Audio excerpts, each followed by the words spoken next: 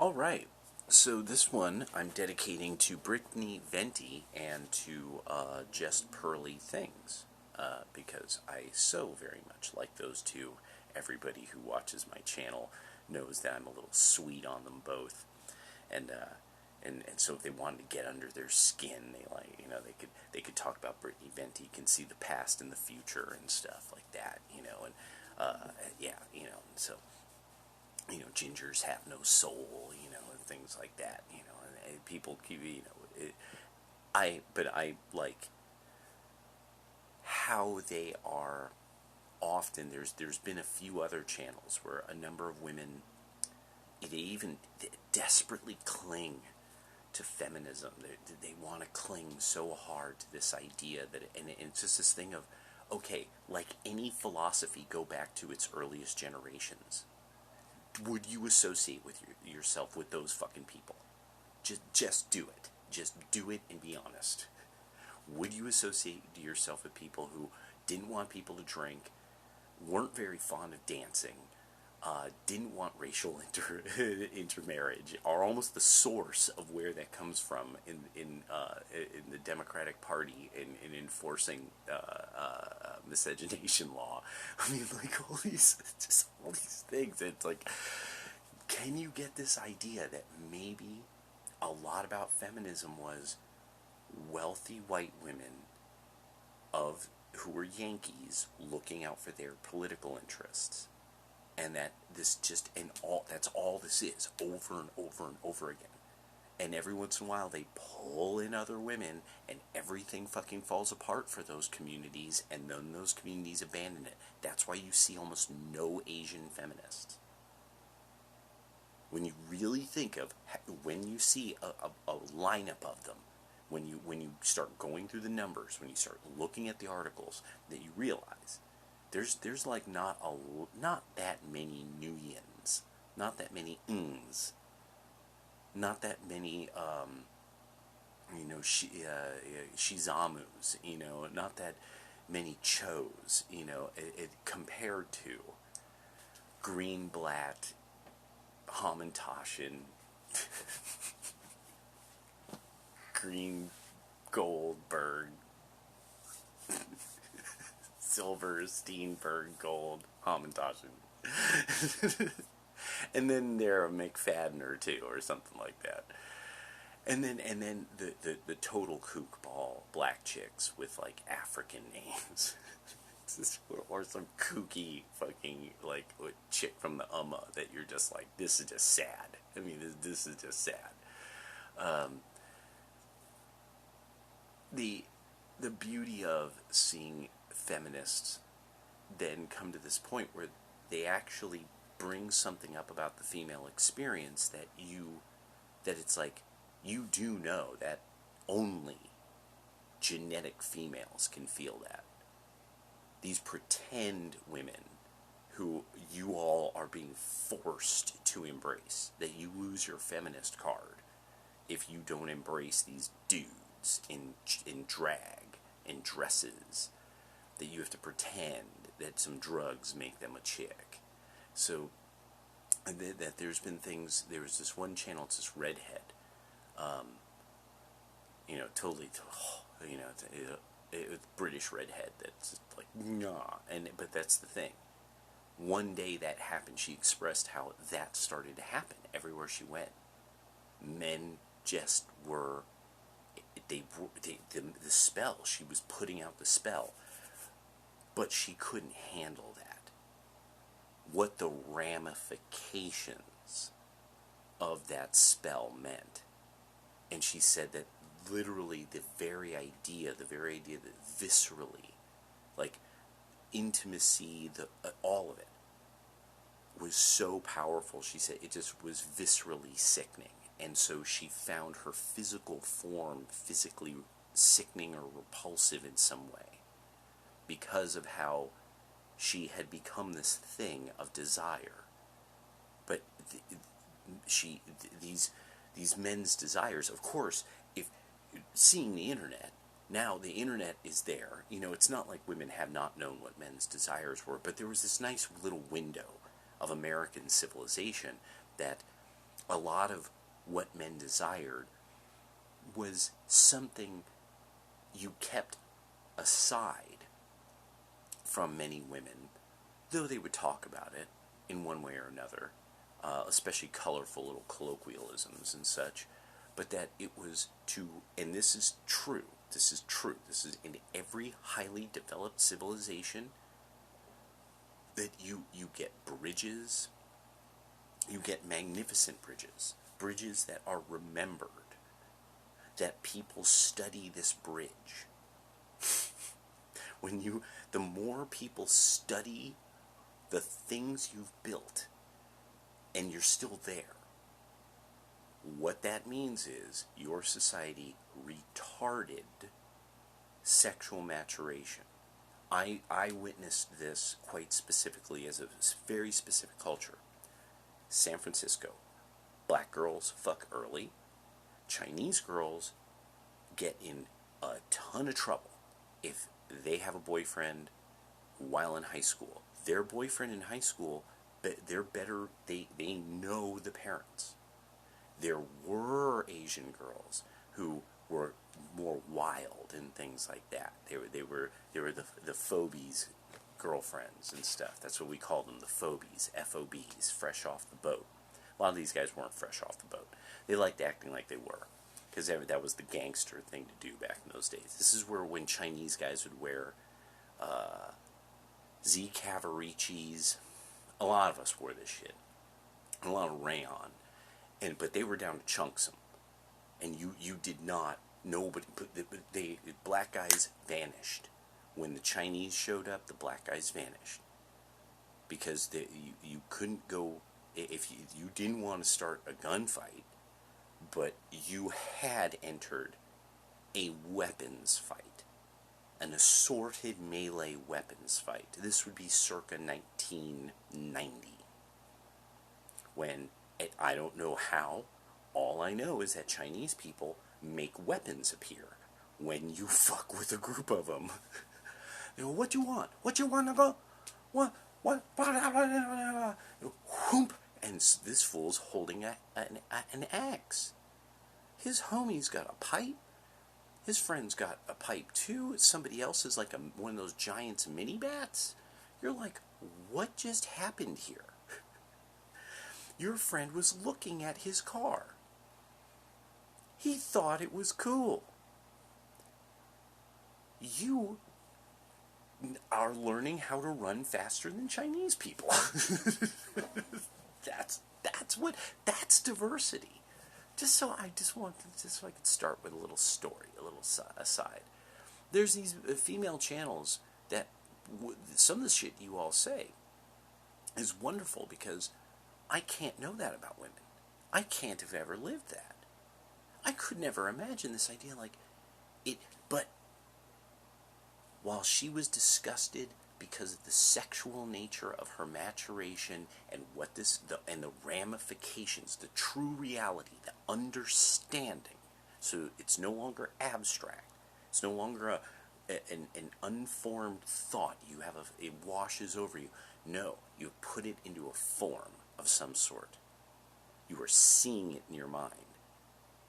You're seeing this man, and that you're like, this man wants me physically, and that makes me kind of sick. For men, it is, you are walking, and you are trying, you just suddenly realize, this chick is nervous as fuck who's in front of me.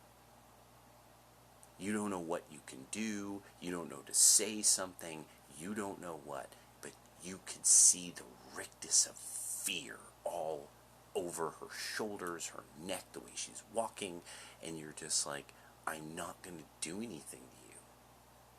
Why? But you realize that's their world. A world of fear. Horrible fear. That's why they have these silly Taylor Swift songs where they're, I'm power, I'm strong, I'm might, I'm yay, I'm great, and feeling so awesome, and, that it's just these bizarre, childish mantras, self-empowerment mantras made into a form of very, very bad music. Yeah. So it's not it's not empowering. I could say all this because my teacher really wanted his style to pass on to some women. He really wanted it, and there was nothing I could do to interest women in the idea of how to fight off a man. No matter, the more feminist and stuff like that they were, the less really interested they were in understanding it. At your size, this is what's available to you. These parts of the body they have this quality to them. No, you see, that's yeah, and so I just finally was like, no. There's going to be people who will teach that. It'll be what it'll be. I have some other course in life I have to follow. So one of them, making sure to read stuff like this, put stuff like this forward to the feminist types out there. Germany, Europe's Bordello, at 11:25. Just want to note that. Germany is known as the Bordello of Europe. It is a hard-won title. This is by Julie Bindel, an investigative journalist, author, and feminist campaigner. Her latest book is Feminism for Women: The Real Route to Liberation. She also writes on Substack. November 16, 2022. She writes, an estimated 1.2 million men buy sex here every day. Germany is known as the Bordello of Europe. It is a hard-won title with more than 3,000 brothels across the country and 500 in Berlin alone. Its sex trade is worth more than 11 billion pound silver per year. Yes, right. That's pounds. Yes, pounds. Prostitution in all its forms is legal in Germany and has been since the end of the Second World War. Recently, though, attitudes have been changing. People and politicians are demanding that the government take notice of the pimp state and consider the terrible toll prostitution takes on its women and girls. Germany's industrialized prostitution is horrific. According to those who have survived it, the laws there give license to pimps. They are referred to as businessmen and managers as they buy and sell desperate women. Cologne opened the world's first drive-through brothel in 2001, and since then more followed. There are mega brothels in cities, mega brothels in cities such as Munich and Berlin, which can accommodate around 650 punters at one time, offering an early bird deal of a burger, beer, and sex. At quiet times, some brothels offer 2 for the price of 1 deals and happy hours with discounted rates. Legalization has helped expand Germany's sex trade. There are an estimated 400,000 prostitutes and around 1.2 million men. The population of Germany is a little over 80 million who buy sex every day. However, launched an international conference in Berlin last week, a new report did much to shift the narrative about prostitution and its harms in a country that has long defended and promoted the inside of a woman's body as a suitable workplace. The report linked, quote, men who pay for sex in Germany and what they teach us about the failure of legal prostitution was built on data from 96 German sex buyers, and it validates much of what sex trade survivors and legal scholars have been telling the world for decades. The men aged between 18 and 89 were a generally diverse group, ranging from the unemployed and men in skilled low-income jobs through to high-end professionals. The punters provided candid information about their attitudes, behaviors, and motivations when it comes to paying for sex. They were asked questions like, how does legalization operate? How does it make the women safer? Has it resulted in a reduction in trafficking?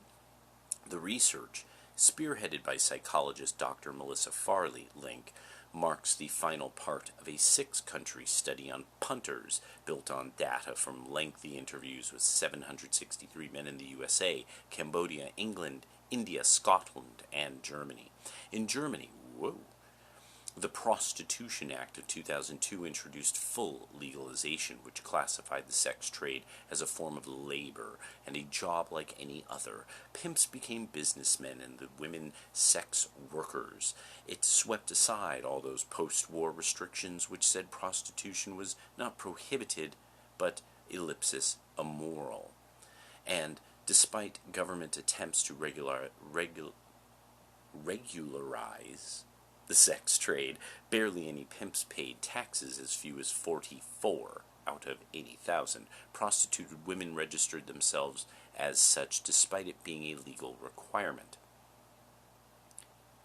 In 2017, following lobbying from feminists and testimony from police officers about the rising levels of criminality and violence under the legal regime, the government introduced a number of restrictions. Pimps were no longer allowed to dictate which services women should provide to punters. Brothel owners had to apply for a license, and punters were mandated to use condoms. Of course, there was no way of enforcing these regulations. Angie, a German sex trade survivor, tells me pimps are criminals and who just want to make money, and punters can't be made to put on a condom. We still had to do what we were told.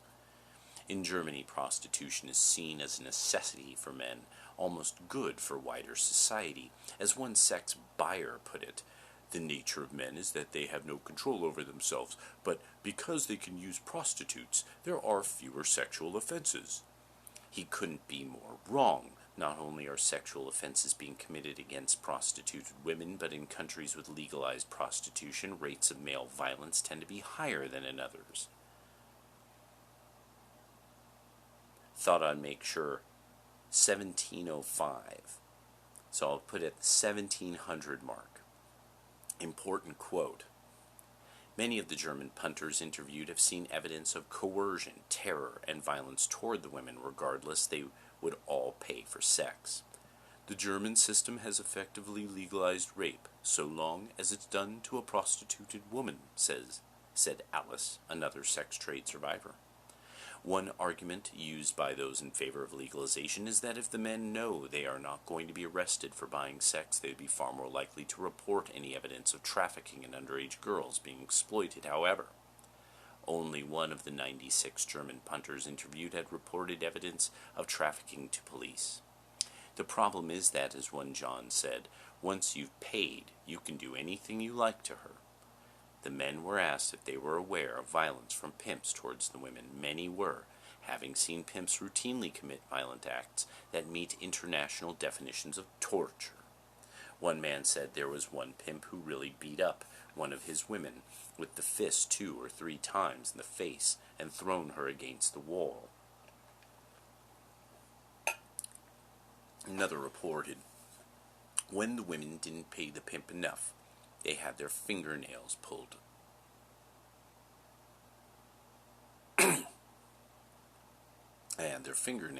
Off. Or they beat the women to a pulp. The women were scared and never said anything. I hadn't gotten to this part of the article yet. The sex buyers showed little to no empathy towards the women. It's like having a cup of coffee. When you're done, you throw it out. Said one, it's like renting an organ for 10 minutes. Said another, there's no shame attached to being a John in Germany, which is a large part of the problem. Legalization is supposed to reduce trafficking, violence, and the underground sex trade, but as the report highlights, the opposite has happened with illegal activities burgeoning alongside the legal ones. To them, prostituted women are unrapeable, and that if they can't have sex with who they want, when they want, how they want, they will be compelled to, as one man said, rape a real woman. 3/4 of the interviewees held this attitude. As one said, prostitution is good for society because men have an excessive sex drive and men can take it out on them without attacking other women or attacking children. Until 2020, Helmut Spohr was a detective police officer responsible for investigating and monitoring prostitution in Germany including international trafficking. During his career, Sporer saw a steady deterioration in both the conditions for the women involved in prostitution and the response by the criminal justice agencies to effectively deal with the proliferation of organized crime and abuses within the system. For Sporer, this deterioration is not in spite of blanket legalization, but because of it. German punters seem to understand how abusive prostitution is. Prostitution only works because the men are dominant, said one. So what would deter men from paying for sex in Germany? It would require a change in the law. Legalization would need to be repealed and replaced with a law that criminalizes the purchase of sex and assists women out of the sex trade. Incredibly, most men admitted that little else would stop them other than being added to a sex offender register or having a criminal conviction. This law has been adopted in Sweden, Norway, Iceland, Northern Ireland, Canada, France, Ireland, and Israel, and evidence shows that the approach curbs the sex trade in all its forms. Wouldn't it be a bitter irony if the German government was so appalled by the words of punters that this gave them the impetus to finally condemn its laws? In the words of Rachel Moran, the Irish sex trade survivor, whose powerful speech closed the conference in Berlin, "These men have validated everything we have been saying for years," she said, "and I never thought I would say this, but thank you to the punters of Germany for giving the German government every bit of ammunition it needs to shut down its sex trade." Once again, this was written on Unheard, The Post, Dispatch, Germany, Europe's Bordello, by Julie Bindel, investigative journalist. Her books, Feminism, her latest book is Feminism for Women, The Real Route to Liberation. She also writes on Substack. Long live the Republic, and may God be with you.